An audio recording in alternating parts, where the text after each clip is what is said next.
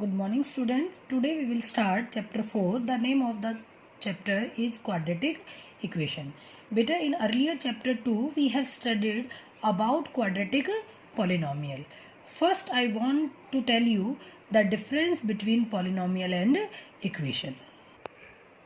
Yes beta, I want to explain difference between polynomial and equation. First difference is, suppose x plus 5 is a linear polynomial. Already you have studied in chapter 2 beta. If we will put this linear polynomial equal to 0, any other constant number or any other algebraic expression, this polynomial become equation. Now second point is, ax square plus bx plus c is a quadratic polynomial. You know beta, this is the general form of quadratic polynomial. But if we will put this quadratic polynomial equal to 0, then it becomes quadratic equation. It means it is a general form of quadratic equation. Now third, in case of polynomial, the value of x is called zeros of the polynomial. Already we have studied in chapter 2. But in case of equation, the value of x is called roots of the equation.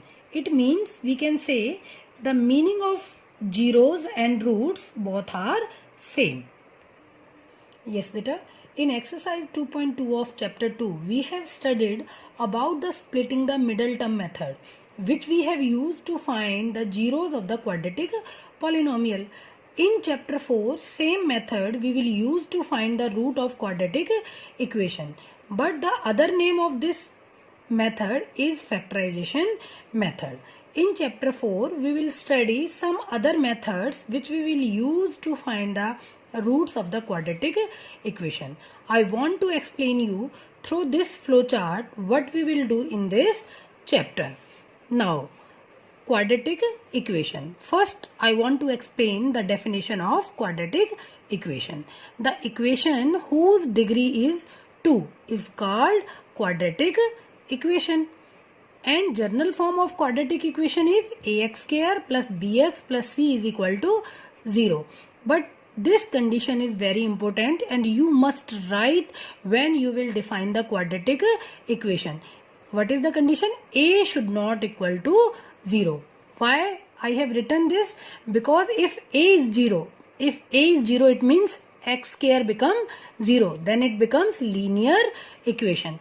So whenever you will define quadratic equation, you must write A should not equal to 0 and A, B, C are constant.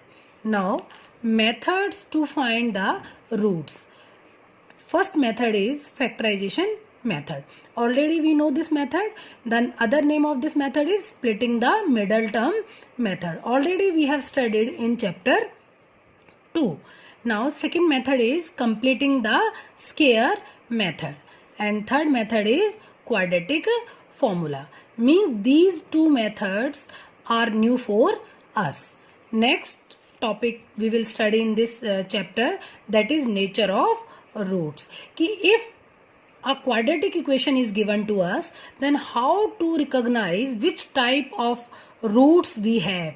So we will find discriminant for finding the nature of roots. Discriminant, it is represented by capital D, and the formula for finding the discriminant is b square minus 4ac. You know about BAC. What is B? B is the coefficient of x, and A is the coefficient of x square, and C is a constant term beta. Now there are three cases. If D is greater than 0, it means if we will find the value of D, if we will get any positive value, it means this quadratic equation have roots are real and unequal.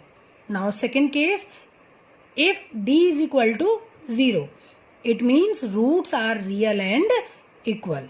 Now third case is, if D is less than 0, it means we will get the negative value. The real roots does not exist. It means in this case, when we will get the value of d is negative, we will not find the root of the quadratic equation. We will stop our question up to d.